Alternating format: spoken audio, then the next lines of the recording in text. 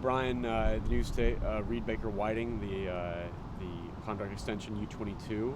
Just your thoughts on having Reed for the long term. Yeah, U22. Let's take the tag off it because it's that's just best for the salary cap and stuff like that. I don't want to put any undue pressure on the kid. He's been a good kid. Local kid, fits that narrative real well. Has finally kind of filled out, and then as he grew kind of fast, he had some injuries. I think just because of the grew up fast and he's in a high tempo sport, and he had some muscular injuries. But this year he's been really healthy, and you can see it in his play. His confidence is growing. So I think it was a natural conclusion that we were going to get the deal done, and we're happy to have him. He said that he needs to have more consistency and find ways to keep the good habits going from game to game. Do you agree with that assessment? Yeah, that's with all players.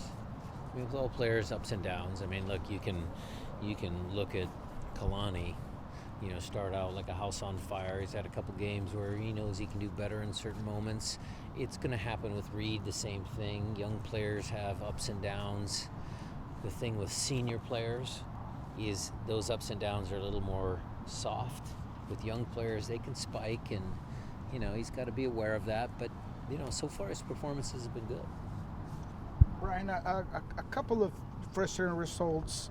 Have you found any correlation at all on both games? They're very different games, but maybe the long break after the final. Anything in general? No, I can't compare the two, other than we've given up some bad goals. There's a common denominator. And getting past that, obviously, a couple of times where maybe it's just field awareness. It said, what is it that maybe you can learn and move on from those goals? Which ones? The ones in Miami? No, I would say more the ones obviously in LA. But you've talked about this, so maybe we should talk about the ones in Miami. Maybe some lack of communication between Kalani and Yamar. Things of that nature. Well, we didn't get in our structure against Miami in the first half. 3-2, rotate guys up, guys in pockets between the lines. There was just tactically, I don't think we were as good as we should have been. The first goal, Christian, needs to open his body up another half a yard so he sees the guy coming. And credit to the other player, because he made a play. And when you play in that area of the field, you must be clean. So credit to them. That's the learning curve with Christian, And then you're scrambling. You got Messi and Alba. I mean, Steph gets his toe on it. I thought Steph might have had a chance. Sometimes you see that shot go off the leg and go over the bar, but, it didn't happen. And then the second one, the second goal was, Kalani and Paul. I thought they were a little too rushed. Kalani plays the ball out and just starts running up the field because Miami gives you that.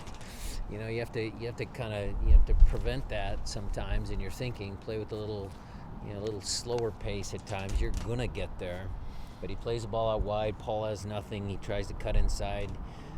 Maybe there's a pass inside, but just again, unbalanced. Maybe some individual mistakes, and then Paul not getting up and chasing. All those little things, and Messi scores a second goal, and those are the learning moments for the team. Steph starts both those games on short rest. There is that a pretty clear indication that you've decided he's your number one right now? Well, he's the number one right now, for sure. And I mean, is that in your mind? Is that pretty settled, or is it still like an open competition? Need results. And then with the injury situation, Pedro traveled but didn't play. Yep. Looked like he was all in today. We couldn't get him over the hump. We thought it was best to try and get him up for this game. He's dealing with a pretty tricky, is the right adjective I would use, knee injury, because a lot of it's pain tolerance. But then if you push him more, play him more, it becomes painful. If you take time off and he doesn't keep it active. It hurts, so it's a tricky one. The tendonitis, it's not easy to fix, but we're working to get him, healthy as fast as we can. And is your expectation that he's available this week? Well, he's gonna go on the trip. And then JP looked like he was out here. Yeah, he's in full. Is he closer to being available? Is he? JP's further? available. Yeah. Yeah. Going back to Reed, he and Obed got called up for the U20 World Cup. How do you balance being happy for those guys and those opportunities, but also missing them for critical games? Yeah. Well, at one point, I think Jackson, this was a few years back, but we missed 11 guys for an international window. I mean, there was Jordy DeLem and Joven and everybody, but it was 11 guys. And certainly, 2 guys or 3 guys, maybe 4, hopefully 4, it's tough. But that's just our league. That's how it is. Very proud of the fact that we have a deep squad. We got a lot of internationals throughout the course of our time here. Just shows the, quality of players that we've had. And I hope they do well. It's a big tournament. The U20, it's a big tournament. 17 World Cup, yeah, interesting, but when they're fully developed and they're becoming men, it's a good tournament. Austin coming up this weekend. What do you see from them, especially coming off of the game they just had? Confident team. Somebody did the stats, and I'm probably going to butcher them, but second most goals scored in the last 10 games, something like that in MLS. Or I don't know what it was, but we were number 1. Maybe that was because our 7-0 against and 4 against. But they've played much better, and they're missing one of their biggest pieces. But they found a way to kind of figure it out. I watched that game the other night. It was an entertaining game. I mean, scoring at the last minute, the kid out of nowhere. I forget his name even. I don't even know who it is. Big, tall, lanky kid. I mean, right place, right time. Sends him home. You saw the excitement on their face. They're hosting the final.